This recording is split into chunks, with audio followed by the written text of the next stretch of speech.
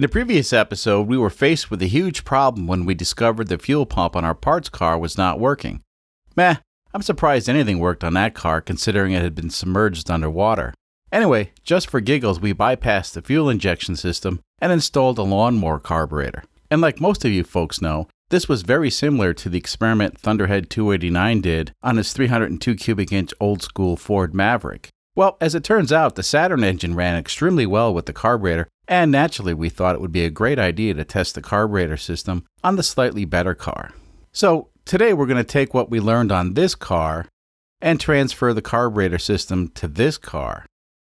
Now both cars are Saturn S series, and the only difference between them is the parts car has an automatic transmission, while the good car has a 5-speed transmission. Once we complete the installation of the carburetor system on the good car, we'll do some performance testing and of course check the fuel economy. Now as far as performance goes, you don't have to be a rocket scientist to figure out that the already slow car will suffer a bit more when it comes to acceleration. However, the real question is, will the fuel economy improve at all? Or will it get worse?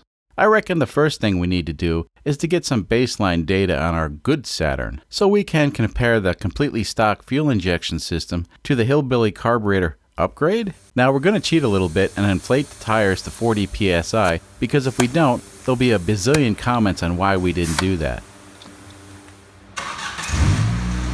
Now we did go over the car a little bit and fixed a few problems that were setting codes. Generally speaking, the car is in average condition, but the car is far from perfect. Our main concern was making sure the fuel injection system was working normally. After all, this car is 25 years old and has accumulated enough miles to more or less get it to the moon. A couple of things to note. Here in Kansas, it's in the mid to upper 90s, and of course this car doesn't have working air conditioning system. But the heater does work fine. I think today we will not be using the heater and just leave the windows down. Oh yeah, and the radio doesn't work. So pretty much there'll be a lot of suffering for the driver, and I'll give you one guess who the driver was. Alright, well let's see how fast this thing can accelerate with the factory fuel injection system.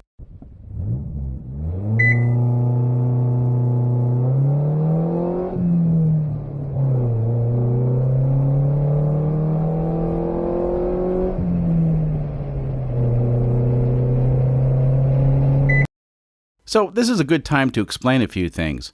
We're using a scan gauge connected to the OBD2 port to read the vehicle speed.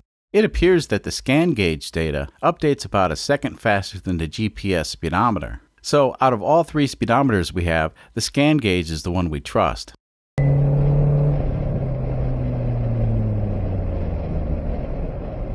So now we're going to check what kind of fuel economy the factory fuel injection system will deliver. The idea is to fill the tank, then do some driving and fill the tank again and see how much gas we burned. Now, this car doesn't have a working fuel gauge, and apparently when I pulled into the gas station it was running on fumes. And I tell you what, it was big bucks to fill the tank.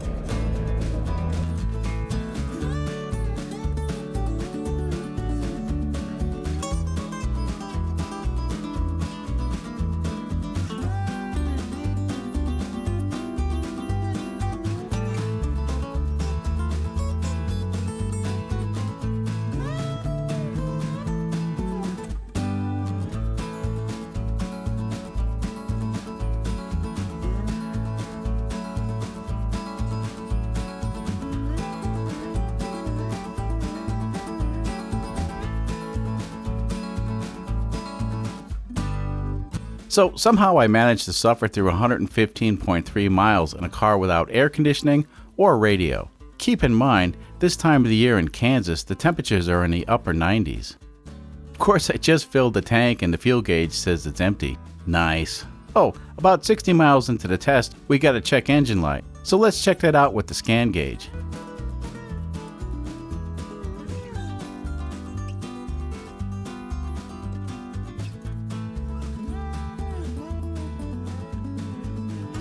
Looks like we got a PO420. Well, that's interesting. Remember, this car's not modified yet. Alright, the OBD2 diagnostic code 420 is being generated by this sensor. So here's a quick explanation. As the exhaust gases pass through the catalytic converter, the raw unburnt hydrocarbons are annihilated by a reaction within the converter. That's the theory in simple terms. Anyway, this sensor is saying that there's still some unburnt hydrocarbons in the exhaust. Well, 9 times out of 10, that means the converter is dying and needs to be replaced. Of course, it could be a bad sensor, and a lot of auto parts stores will try to sell you one, but let's take a look at a few clues. Yep, this car has 216,000 miles on it, it's 25 years old, and it's a Saturn, so it's likely been burning oil for the past 150,000 miles. Yeah, I'm thinking the converter is past its prime. The good news is, the exhaust smells fine, so the converter is still working, it's just not working great. So let's take a look at the baseline data for a completely stock and unmodified engine. We were able to get the car to go from 0 to 60 miles per hour in 13.96 seconds. Now that's a bit slower than the advertised data that was published when the car was new, but all things considered, it's about right. Fuel economy, well, this is subject to debate. We were able to squeeze out 42 miles per gallon out of this hoopty, and well, that's better than expected. Realistically, this car should have delivered around 36 to 38 miles to the gallon.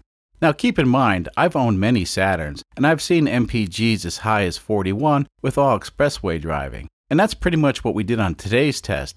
I think we're close enough to keep moving forward. So now that we have our baseline data, we're going to modify the car by installing a lawnmower carburetor on the engine. Now, in the previous video, we worked out all the parts we'll need to convert the engine over to a carburetor. Well, most of the parts. This stuff here will allow the carburetor to fit the engine and give us a way to attach the accelerator pedal to the carburetor. Now all we need is a way to supply fuel to the carburetor. For a fuel tank, we're going to use a 6-gallon tank from a motorboat. This tank allows us to accurately measure how much fuel is being consumed. Now the most accurate way to measure fuel consumption is by weighing the tank before and after the tests. So this tank will be perfect. We're also going to need a way to pump the fuel from the tank to the carburetor, and for that, we'll use this low-pressure universal fuel pump. Now, even though this is a low-pressure fuel pump, it's way too powerful for this lawnmower carburetor. We found out by testing that the carburetor can't tolerate any pressure. The solution is simple. We pump the fuel to the carburetor, and to eliminate any pressure, we provide a return path back to the fuel tank. This system provides plenty of flow to keep the carburetor happy, and we don't have to use a pressure regulator.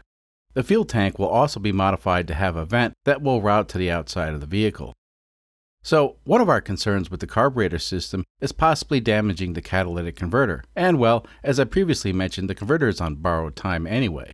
The converter on this car is fitted with 2 oxygen sensors. The front sensor tells the ECU how to adjust the air-fuel ratio, and the rear sensor verifies that the converter is working properly. Now, when we add the carburetor to the system, we'll also swap out the narrowband oxygen sensor with a wideband sensor. The wideband sensor will allow us to monitor the air-fuel ratio and make the necessary adjustments in order to maintain a proper air-fuel ratio of 14.65 to 1. That should keep the converter happy and help with the fuel economy. The trick we're going to use in order to adjust the air-fuel ratio from within the cabin of the car is to first adjust the carburetor so the engine's running rich. Then all we need to do is allow extra air to bleed into the system to lean out the mixture. Now, Thunderhead 289 made a gizmo that he controls with a phone app to do this electronically. But I think for our experiment, we're just going to do it manually and adjust the air bleed system on the fly.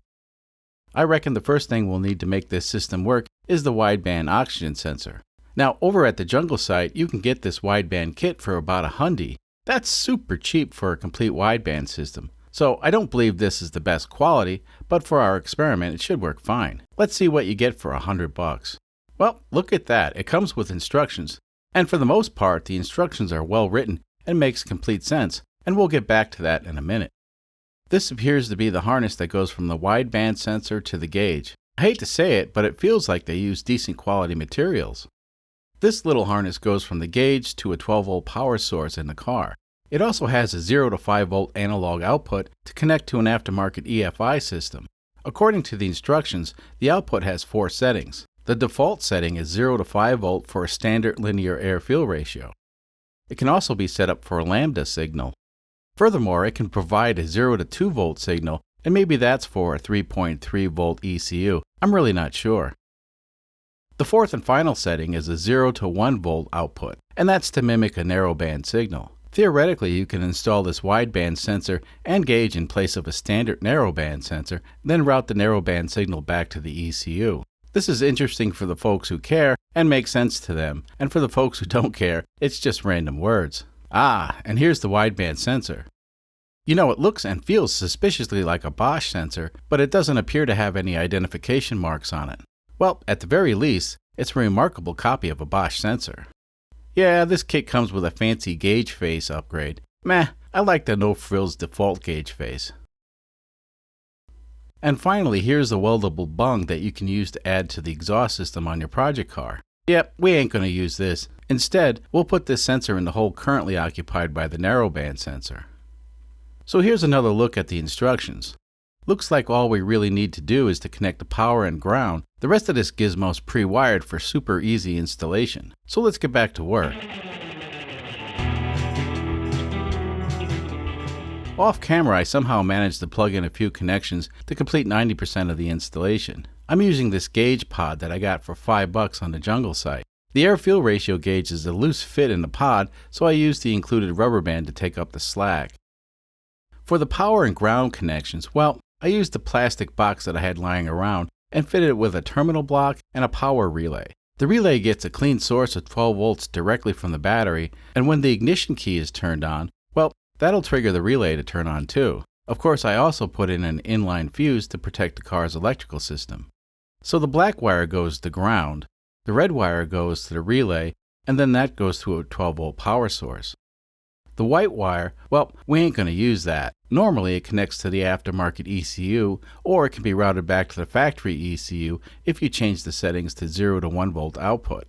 Now, according to the directions, this blue wire doesn't connect to anything. We have it connected to the terminal block just to keep it from floating around inside the case. The last thing we need to connect is the wideband sensor, so let's do that. This is where the oxygen sensor is located on a Saturn engine. I really can't complain. This is going to be an easy swap. Let me fast forward this for a minute.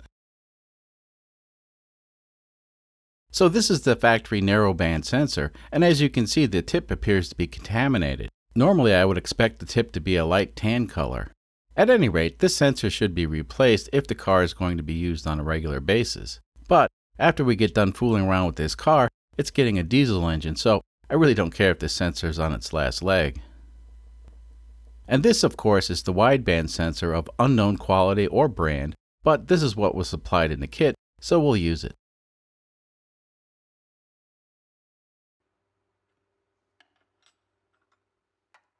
Finally, we can connect the sensor to the gauge. Let's see if this thing works.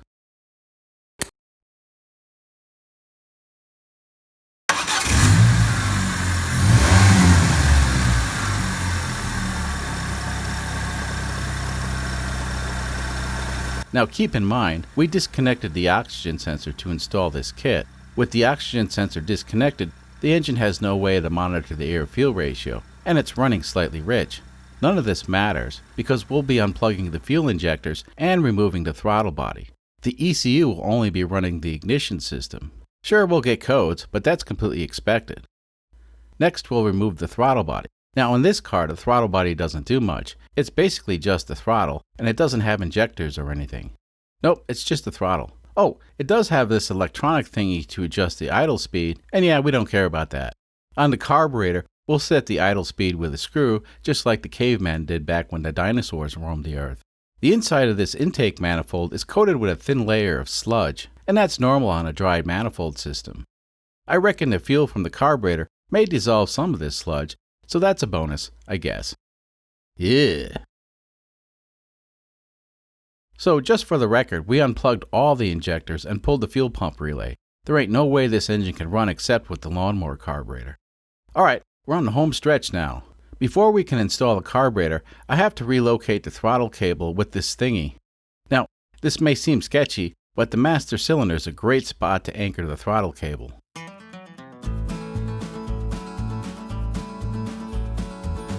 A bunch of zip ties will keep this bodge in place. Well, we ain't building airplanes, and we'll be testing this car out in the cornfields, so it'll be fine.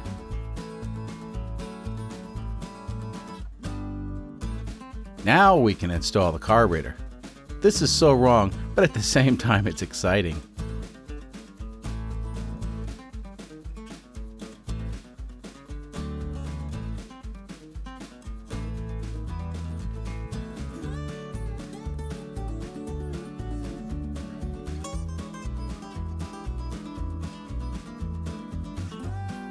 So, off camera we spent a few minutes adjusting the throttle cable so we can get maximum throttle opening. I'm thinking we'll need as much throttle as we can get. The fuel tank and fuel pump were mounted in the trunk, and here we can see the fuel lines. The system's primed and ready to go. Well, let's start it up.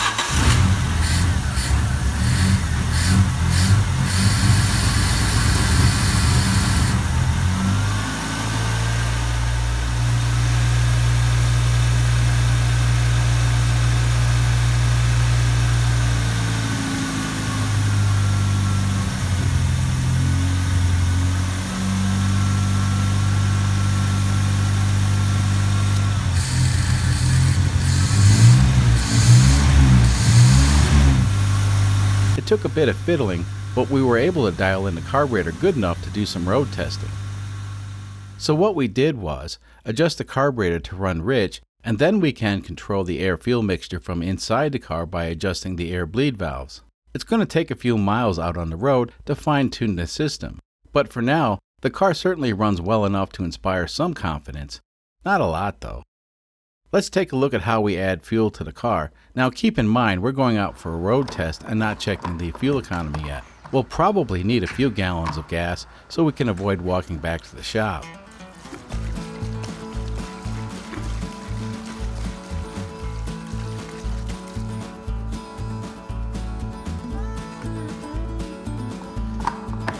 All the quick connectors that we're using were meant for air or water and not rated for gasoline. At some point, we may need to obtain proper connectors. The good news is, there's virtually no pressure in the system, so we don't expect any leaks.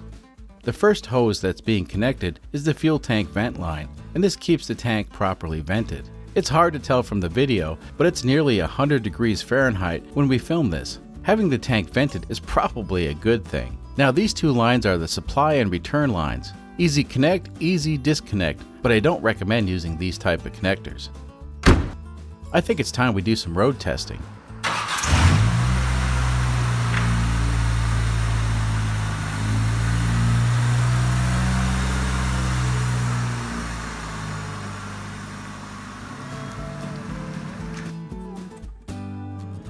The car runs great, but of course it lacks power, and I'll say this, it's very drivable on the back roads. It's certainly a lot faster than our 420cc Honda Insight. We got it up to 65 miles per hour, no problem. It seems like it would go a little bit faster. Well, much success. The road test went fine, and we were able to dial in the carburetor perfectly. I think we're ready to do some real testing. The fuel economy testing will be done by weighing the fuel tank before and after each test. The difference in weight is of course the fuel that was consumed during the test. I think this is probably the most accurate way to measure the fuel economy. So in order to complete our formulas, we need to figure out how much 1 liter of gasoline weighs. Yeah, I know it's metric, but all my measuring stuff's in metric. Don't worry, I'll do the conversions for the imperial crowd and the metric crowd. So first up is this plastic container. How much does it weigh? Well, it tips the scale at 65 grams, whatever that means. So with 1 liter of gasoline, how much does it weigh now? 775 grams total weight.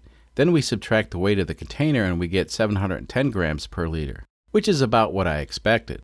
An interesting thing about gasoline is it should be weighed at 60 degrees Fahrenheit, and our sample was weighed at 96 degrees. Well, that's something to consider if we were going to experience huge temperature swings, but during all our testing the temperature was consistently in the mid-90s, so it all works out in the end. Like I mentioned earlier, before and after each test, the fuel tank is weighed, and then we can calculate fuel consumption with extreme accuracy. Well, do you recall how many times I mentioned how hot it was here in Kansas?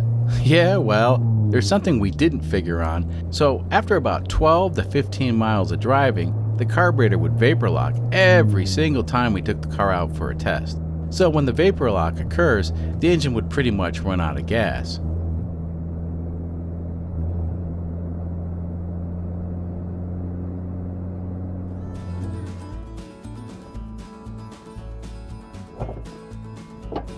The only thing we found that worked is to shoot a bit of water on the carburetor. Now, if we didn't cool down the carburetor, it took 15 to 20 minutes on the side of the road with the hood open before the carburetor would start working again. Now, standing by the side of the road ain't fun, especially out in the middle of BFE. A few times I was offered help by concerned citizens, and that's cool. So I was never really stranded per se, but pulling over to cool down the carburetor put a huge damper on things. So we took the car back to the shop and started taking things out of the engine bay that was restricting airflow under the hood. Before long, we had a nice pile of useless parts. If you notice the cooling fans in the pile of useless parts, well, that's because it was FUBAR. Technically, you don't need a cooling fan out in BFE. As long as the car is moving, the engine will stay cool. So we opened up a lot of space, and most likely we improved something, I guess. Anyway, the biggest improvement came when my buddy Eric stopped by and said, "Why don't you reroute the windshield washer to spray on the carburetor?" And, well, that's what we did. Check it out. Now that's what I'm talking about. Finally, we had a solution. Well, it worked great and we're getting past the 20-mile mark, but we still had to pull over to refill the washer fluid reservoir. So, back to square one. So I really didn't want to cut a hole in the hood on this car, but we're out of options. Sort of. You see, the hood from the parts car is completely different, but the hinges line up and it will latch to the gizmo on the coupe. So we ended up sacrificing the parts car hood in order to continue with the experiments.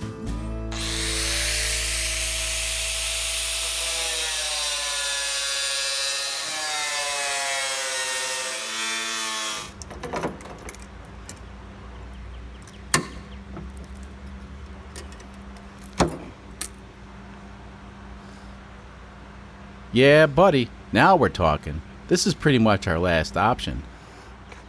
We did a little more trimming on the inside of the hood to make a clear path to the carburetor, and this will be the game changer. Well, with the combination of the Hillbilly hood scoop and the windshield washer carburetor cooler, we managed to go 55 uninterrupted miles in this hoopty with a lawnmower carburetor. So at this point, we gathered enough data for fuel economy, and the only thing left to do was find out how fast this car can accelerate. Of course, for maximum performance, we recommend cooling the carburetor before attempting high-speed runs.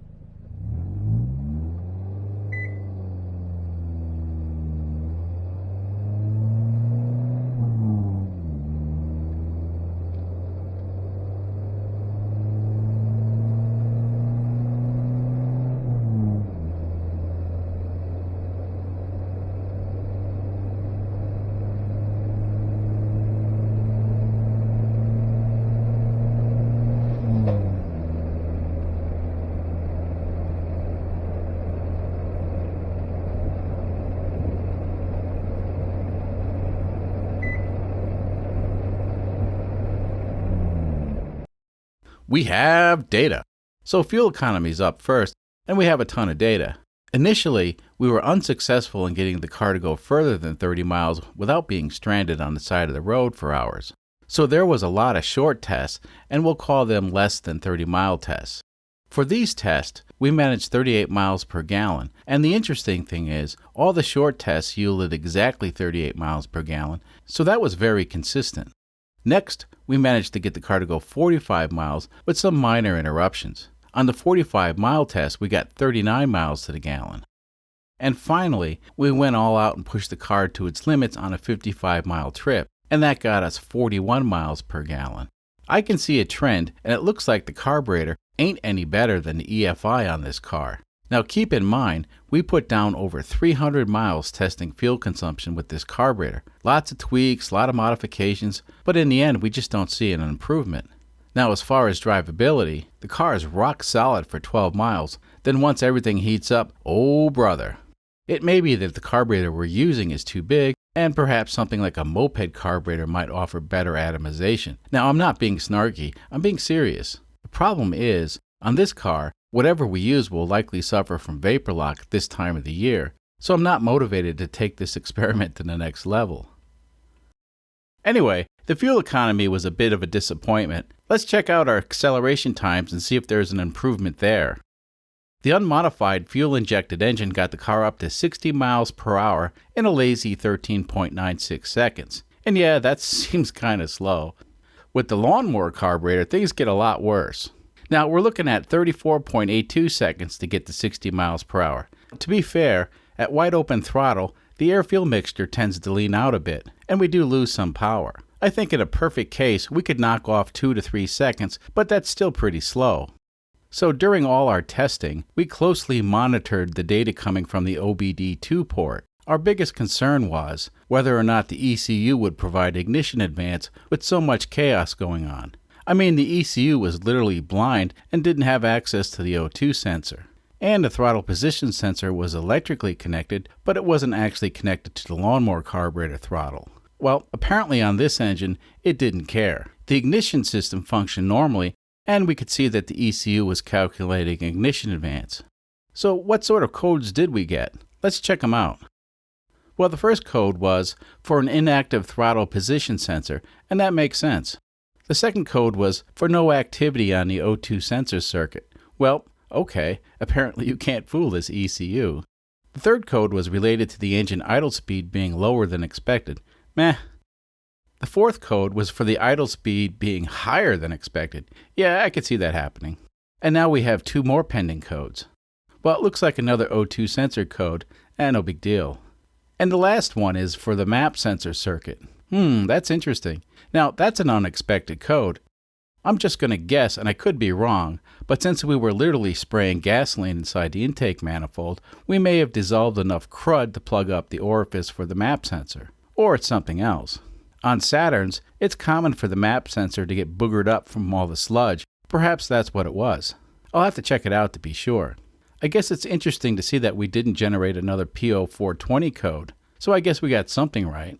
Now, in the previous video, the viewers overwhelmingly voted to see the Kubota D722 3-cylinder diesel swap, and we're pretty excited to be doing that swap. The parts are being fabricated off camera, and we'll bring you that episode in the near future.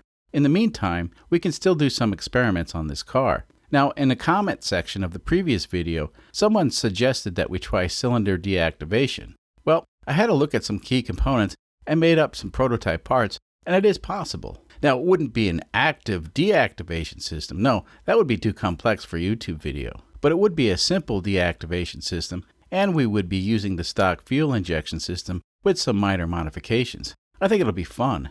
So if you want to see a 3-cylinder diesel Saturn roll coal and watch us torture this current engine a little bit more, be sure to subscribe. And if you made it this far, you must have liked the video. If you would, please click on the like button. That keeps us going in the right direction. Oh, and if you have any experiments you'd like to see on this car, feel free to put them in the comment section.